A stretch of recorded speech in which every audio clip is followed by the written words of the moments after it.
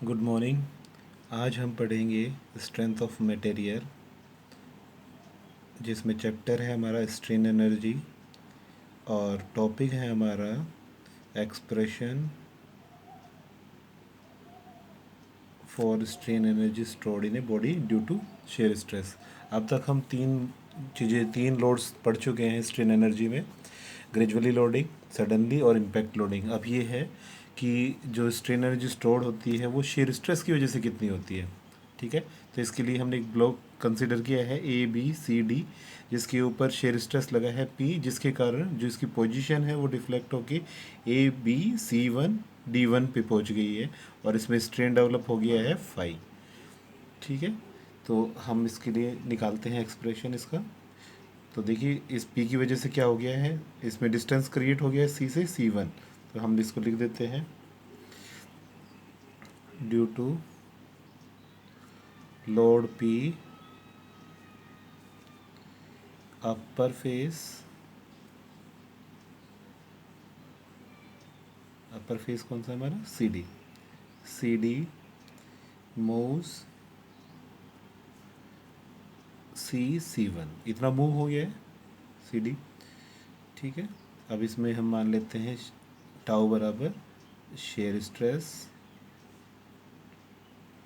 Produced इसके अंदर। ठीक है, फाई शेयर स्ट्रेन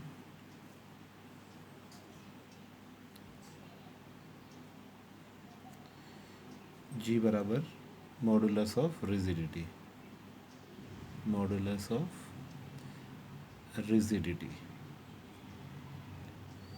ठीक है, अब हमारे पास हमें पता है स्ट्रेस क्या होता है, फोर्स अपॉन एरिया। तो शेयर के केस में क्या हो जाएगा, shear stress is equal to shear force divided by area. ठीक है, एरिया हमें पता है इसका क्या है, ये इसकी हाइट है, ये एल है, और इसकी जो गहराई है वो भी मानी हुई है, यानी हाइट एच मानी हुई है हमने, ब्रेड्थ भी मानी हुई है, पी शेयर फोर्स है और एल लेंथ मानी हुई है हमने। ठीक है, तो एरिया क्या हो जाएगा इसका, area is equal to length into breadth. ठीक है, और शेयर फोर्स हमने कितना माना हुआ है, पी। तो शेयर स्ट्रेस यानी टाउ की वैल्यू क्या आ जाएगी, पी तो फोर्स हो गया divided by area length into breadth.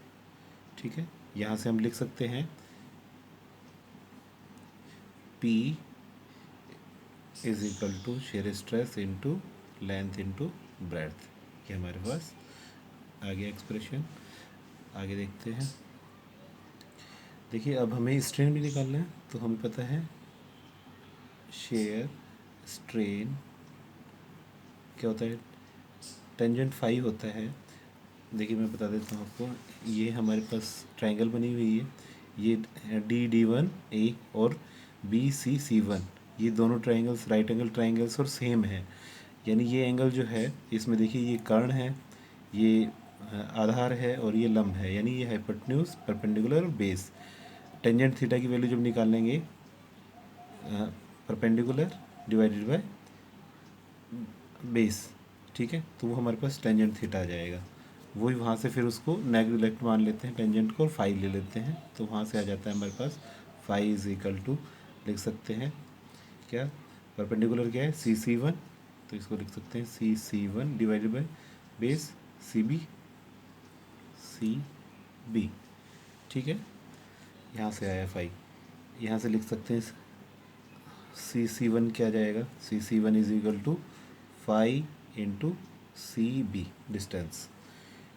देखिए अब हम इसके ऊपर शेयर फोर्स लगा रहे हैं, मान लेते हैं वो ग्रेजुअली अप्लाइड हो रहा है। इफ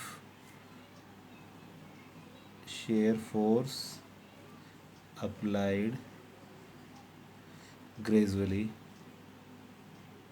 ग्रेजुअली का मतलब धीरे धीरे, तो ये स्टार्टिंग का मतलब स्टार्टिंग में कितना ज़ीरो होगा और मैक्सिमम वो कितना पहुंच गया P, तो एवरेज क्या होगा 0 + P डिवाइडेड बाई 2, तो वो क्या आ जाएगा, then average load is equal to 0 plus P divided by 2, तो ये क्या आ जाएगा पी बाय 2 हमारे पास लोड आ गया।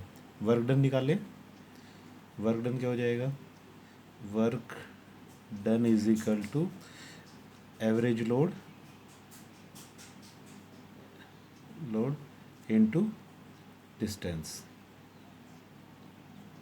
ठीक है, तो एवरेज लोड कितना है हमारा p बाई 2 और डिस्टेंस कितना है, कितना हुआ है c से c1, तो इसको c1।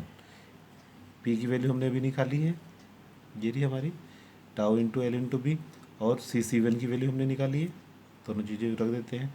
तो 1/2 p की वैल्यू है हमारी tau into L into B, तो tau into L into B, ये तो p की वैल्यू हो गई, इंटू c1 है, c1 की वैल्यू हमारे पास क्या है 5 इंटू सी बी, तो इसको लिख सकते हैं सी बी इंटू 5। ठीक है, और सी बी की वैल्यू हमें क्या पता है, सी बी देखिए ऊपर, सी बी क्या है, यहाँ से लेके यहाँ तक की दूरी वो ए डी के बराबर है, और वो कितना है एच है, तो इसको सी बी की जगह क्या रख सकते हैं एच। तो यहाँ से आ जाएगा 1/2 into tau into L into B into H into 5। ठीक है,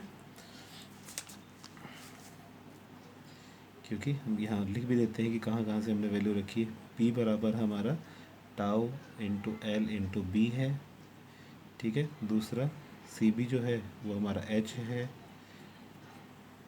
ठीक है, और बच गया हमारा सी सी वन क्या है 5 इंटू सी बी है, वहाँ से हमने वैल्यूज़ रखी हैं इनकी सारी की सारी, और हमारे पास आ गया work done W is equal to this. ठीक है, तो W इज इक्वल टू हमारे पास आ गया 1/2 into 5 into length into breadth into height into shear strain. ठीक है, अब हमें पता है G क्या होता है, modulus of rigidity shear stress upon shear strain. ठीक है, यहाँ से फाई की वैल्यू निकाल लेंगे हम, और हमारे पास L into B into H को क्या लिख सकते हैं, length into breadth into height, ये क्या हो जाती है वॉल्यूम। ठीक है, तो ये हमारे पास क्या आ जाएगा 1/2 इंटू शेयर स्ट्रेस इंटू ये तीनों क्या बना लेंगे वॉल्यूम, इंटू फाई की वैल्यू क्या हो जाएगी, यहाँ से देखिए इधर आ जाएगा और जी इधर चला जाएगा, टाउ अपॉन जी, यानी हम इसको कंपाइल करें तो shear stress tau into tau, tau square, तो 1/2 tau square volume into divided by G, तो हमारे पास वर्क डन आ गया, और जितना वर्क डन होगा उतनी ही एनर्जी स्टोर होगी। तो W बराबर U स्ट्रेन एनर्जी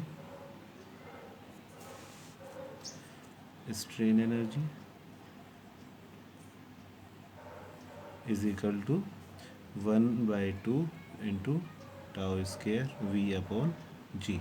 इसको ये भी लिख सकते हैं U इज इक्वल टू हमारे पास आ गया टाउ स्केयर यानी share stress into V divided by 2G। ये है शेयर स्ट्रेस की वजह से जितनी स्ट्रेन एनर्जी स्टोर्ड हो गई हमारे मटेरियल के अंदर वो। Thank you.